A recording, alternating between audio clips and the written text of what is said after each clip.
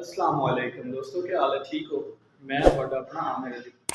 اچھا، پاکستان میں جب ایک انسان مجبور ہوتا ہے نا تو کسی کو پتہ چل جاتا ہے کہ یار یہ اس کو نا مجبوری ہے ابھی، تو اس کا فائدہ اتنے لوگ اٹھاتے ہیں نا، نہ پوچھیں۔ ابھی میں آیا تھا سعودی عرب، صحیح ہے، تو راستے میں کیا ہوتا ہے کہ ہمارے ڈرائیور جو تھا اس کی نا ڈیتھ ہو جاتی ہے ہارٹ اٹیک سے۔ تو ایک انسان، جب میری فلائٹ کا فری ٹائم تھا، میری فلائٹ بھی نکل جانی تھی، اس وجہ سے پھر ایک آدمی کو بولا کہ یار میرے لیے گاڑی کرواؤ۔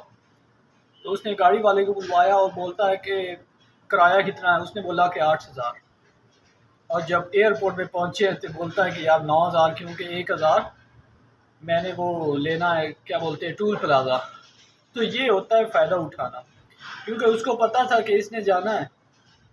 جب ہم نے اس سے بولا کہ آپ نے کتنا فائنل لینا ہے، تب بولتا ہے 8,000، اور جب ادھر آیا تو کہتا ہے 9,000۔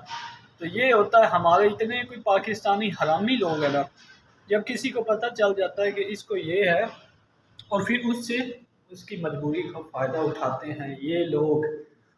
اور جب ہم ایئرپورٹ میں پہنچے ہیں تو ہمارا کتنا وزن زیادہ تھا، صرف 5 کلو ہو گئے، 6 کلو۔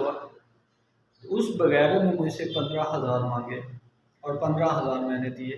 تو یہ ہمارا پاکستان ہے جہاں پہ رشوت کے علاوہ کوئی بات نہیں ہوتی، بس رشوت ہی چلتی ہے۔ اور ہم ادھر سعودی عرب میں، خدا کی قسم، ادھر نہ رشوت ہے، نہ کوئی حرام خوری ہے، اور نہ کوئی بے ایمانی ہے۔ اس وجہ سے تو یہ ملک اتنی ترقی کر کے، ہمارے پاکستان میں کیا ہے، بولتے ہیں کہ روزگار نہیں ہے۔ اگر آپ دل صاف کرو گے، دل سے بے ایمانی نکالو گے، حرام کھانا بند کر دو گے، تو تب آپ ترقی کرو گے۔ اس طرح قومیں نہیں بنتی، یہ نواز شریف بھی کہتا ہے اور میں بھی کہتا ہوں۔